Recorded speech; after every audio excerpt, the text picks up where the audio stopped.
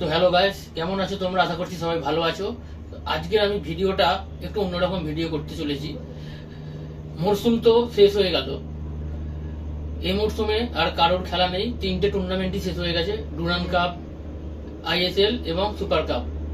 তো আজকের যে ভিডিওটা করতে চলেছি, এই ভিডিওটা হচ্ছে একটু অন্যরকম, একটু ডিফারেন্ট ভিডিও। ফার্স্ট টাইম ভিডিওটা আমি করছি, অর্থাৎ সামনের মরশুমে কোন দল কি টিম গড়বে, ট্রান্সফার মার্কেট নিয়ে কি ছড়াচ্ছে, কি রুমার আছে, সেই নিয়ে আজকে ভিডিওটা করতে চলেছি। তো আজকে আমি শুধুমাত্র মোহনবাগানকে নিয়েই কথা বলবো। আর মোহনবাগানকে নিয়ে কথা বলার আগে, কিন্তু মোহনবাগানের জন্য যথেষ্ট ভালো মরশুম গেল। এই মরশুমে কিন্তু মোহনবাগান ডাবল করলো, অর্থাৎ আইএসএল শিল্ড এবং আইএসএল কাপ দুটোই কিন্তু নিজেদের পকেটে তুললো। তার সাথে ডুরান্ড কাপ ফাইনাল মোহনবাগান খেললো। দুর্ভাগ্যবশত সেই ম্যাচে মোহনবাগান হেরে গেল। আর সুপার কাপে কিন্তু মোহনবাগান সেমিফাইনাল অব্দি গেল। অর্থাৎ সুপার কাপটা যে মোহনবাগান খেললো, সেখানে কিন্তু মোহনবাগানের মেন টিম খেলেনি। মোহনবাগান কিন্তু সেকেন্ড টিম আর রিজার্ভ দল মিলে এই টুর্নামেন্টটি মোহনবাগান খেললো, আর যথেষ্ট ভালো খেললো। মোহনবাগান কিন্তু দেখালো কিন্তু তাদের রিজার্ভ বেঞ্চ কতটা শক্তিশালী, এবং আপকামিং সিজনে অর্থাৎ ফিউচারে কিন্তু মোহনবাগান অনেক প্লেয়ার তৈরি করবে, অনেক প্লেয়ার কিন্তু রিক্রুট করবে মোহনবাগান। কারণ মোহনবাগানের বেশ কয়েকজন তরুণ তারকা কিন্তু আগামী দিনে কিন্তু জন্মাবে। অর্থাৎ কলকাতা মাঠে এবং ইন্ডিয়ান ফুটবলে কিন্তু মোহনবাগান নতুন প্রজন্মের তারকাদের কিন্তু জন্মাতে কিন্তু সাহায্য করবে। যেরকম দেখতে পাচ্ছেন, দীপেন্দু থেকে শুরু করে আরো অনেক প্লেয়ার আছে যারা এই সিজনে কিন্তু যথেষ্ট ভালো খেলেছে। অর্থাৎ অতএব বলা যেতে পারে এই মরশুমটা কিন্তু মোহনবাগান যথেষ্ট ভালোভাবেই শেষ করলো। আর আমাকে যদি টেনের মধ্যে যদি মার্কস দিতে হয়, আমি কিন্তু মোহনবাগানকে 9 মার্কস দেবো। এবার আসি ট্রান্সফার মার্কেট নিয়ে কি রুমার এখন ছড়াচ্ছে। মোহনবাগানের কিন্তু বেশ কয়েকটা প্লেয়ারের সঙ্গে কিন্তু এখন লিঙ্ক দেখা যাচ্ছে। সবার প্রথমে যদি বলতে হয়, তাহলে কিন্তু মোহনবাগানের কিন্তু সব থেকে যে নামটি কিন্তু সামনে এসেছে, সেটি হচ্ছে বাংলাদেশের হচ্ছে রবসান রবিনো। অর্থাৎ রবিনো কিন্তু যথেষ্ট ভালো একজন ফুটবলার, একজন ব্রাজিলিয়ান ফুটবলার। রবসান রবিনো কিন্তু যথেষ্ট ভালো ফুটবলার, যথেষ্ট দক্ষ ফুটবলার, এবং তিনি কিন্তু বাংলাদেশের লিগে কিন্তু যথেষ্ট ভালো ফুটবল খেলছে। আর তিনি কিন্তু মোহনবাগানের আসার একটা চান্স আছে, কিন্তু মোহনবাগানের অফিসিয়াল সাইট থেকে কিন্তু এখনো সেরকম ভাবে কোনো পোস্ট কিংবা কোনো লিঙ্ক কিন্তু আমরা এখনো দেখতে পাইনি। এটা কিন্তু এক রকমের রুমারই বলা যেতে পারে, এখনো কিন্তু এটা অফিসিয়াল হয়নি, বা কোনো রকম কিন্তু স্ট্রং লিঙ্ক আসেনি যে মোহনবাগান কিন্তু রবসানকে নিচ্ছে। মাঝখানে কিন্তু ইস্ট বেঙ্গলের সঙ্গে কিন্তু কানেক্ট ছিল এই রবসান রবিনো আসার, কিন্তু সেটি কিন্তু এখন একদম পুরো কেটে গেছে। এখন কিন্তু মোহনবাগানের নাম আসছে রবসান রবিনোর সাথে। এছাড়া আরেকটি প্লেয়ারের কিন্তু মাঝখানে কিন্তু নাম খুব ভেসে এসেছিল, সেটা কিন্তু বললে অনেকটা মানে হাসবেন, আপনারাও ভালো করে জানেন। অর্থাৎ জেমস রড্রিগেজ, অর্থাৎ ব্রাজিলের বিশ্বকাপে 2014 বিশ্বকাপে যে গোল্ডেন বুট পেয়েছিল কিংবা গোল্ডেন বল যে কোনো একটা পেয়েছিল, তিনি হচ্ছে জেমস রড্রিগেজ। অনেক নামী ফুটবলার একজন, রিয়াল মাদ্রিদ তথা রিয়াল মাদ্রিদ খেলেছে তিনি, বায়ার্ন মিউনিখ খেলেছেন। তার প্রোফাইলটা কিন্তু অনেক বড় প্রোফাইল। তার সাথে কিন্তু মোহনবাগানের নাকি লিঙ্ক জড়িয়েছিল, এরকমই কিন্তু তথ্য পাওয়া গেছিল। কিন্তু আমি বলে দিই, আমার কাছে কিন্তু এখনো সেরকম কিন্তু কোন রকম স্ট্রং কিন্তু লিঙ্ক আসেনি যার সাথে কিন্তু জেমস রড্রিগেজের সাথে মোহনবাগানের কথা চলছে। এটা এক প্রকারের রুমার বলা যেতে পারে। এটা কিন্তু কোনো অফিসিয়াল কোনো রকমের কিন্তু জানা যায়নি যে জেমস রড্রিগেজের সাথে মোহনবাগানের লিঙ্ক আপ চলছে।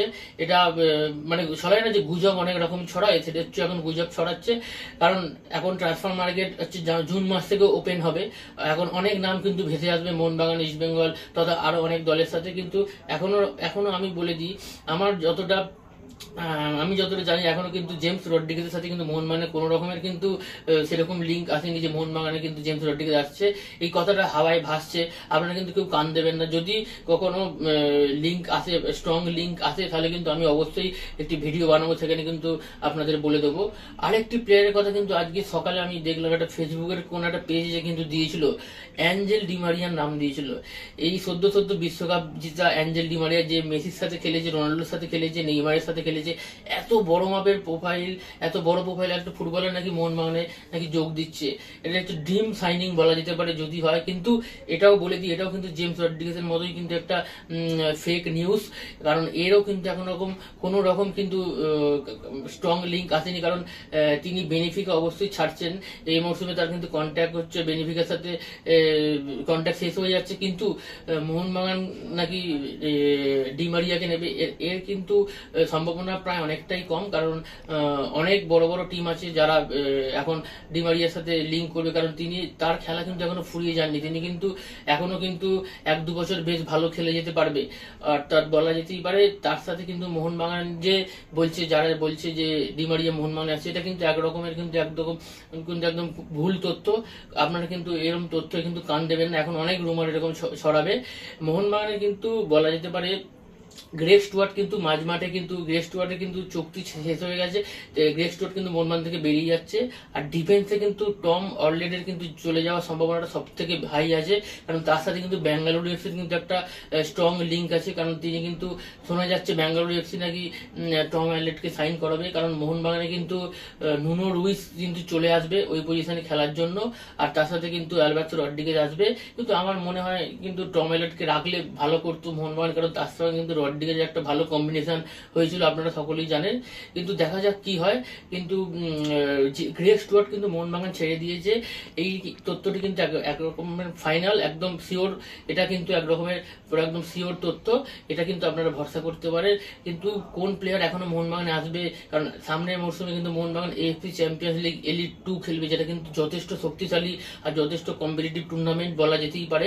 মোহনবাগান কিন্তু ইন্ডিয়াকে রিপ্রেজেন্ট করবে, তো সুতরাং সেই অনুযায়ী কিন্তু সঞ্জীব গোয়েঙ্কাও চাইবে যে টিমটা করার, কারণ মোহনবাগানের যে সমস্ত প্লেয়ার আছে তারা কিন্তু যথেষ্ট ভালো, যথেষ্ট পোটেন্সিয়াল আছে as a Indian player, as a বিদেশি। কিন্তু মোহনবাগানের কিন্তু আরো 2-3টি এরকম সাইনিং করতে হবে যারা কিন্তু ওই চ্যাম্পিয়ন্স লিগে কিন্তু ভালো যাতে খেলতে পারে, যাদের কিন্তু এক্সপিরিয়েন্স রয়েছে, যেমন জেমি ম্যাকলারেন, যেমন জেসন কামিংসের এক্সপিরিয়েন্স রয়েছে, এরকম কিন্তু ভালো বিদেশি মোহনবাগানকে আরো 1-2টো সাইন করাতে হবে। যেমন গ্রেগ স্টুয়ার্টের জায়গায় কিন্তু একটা ভালো অ্যাটাকিং মিডফিল্ডার মোহনবাগানে সাইন করাতে হবে।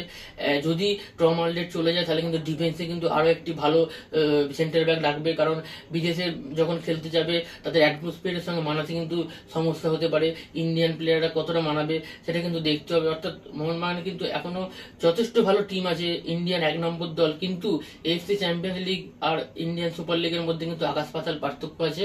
ওই খেলাটা কিন্তু অনেক কম্পিটিটিভ খেলা, অনেক বড় বড় দল, আল নাসারের মতো দল, রোনাল্ডোর দল কিন্তু সেখানে খেলছে, আল হিলাল খেলছে, সুতরাং ওদের সাথে ফাইট করার জন্য মোহনবাগান কিন্তু সেরকম ভাবে টিম করতে হবে। আর আশা করছি আগামী মরশুমে মোহনবাগান এর থেকেও ভালো দল করবে।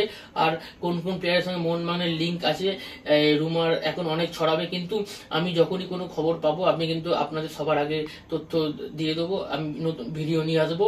তো আজকের এই ভিডিওটা কিন্তু মোহনবাগান রিলেটেড ছিল, আর কোন প্লেয়ারের সঙ্গে মোহনবাগানের লিঙ্ক আছে, কতটা বললাম যে এগুলো সব গুজব আছে, তো এই নিয়েই আজকের ভিডিওটা ছিল। তো যদি কোনো আমি খবর পাই অবশ্যই আমি আপনাদের কিন্তু অবশ্যই জানাবো।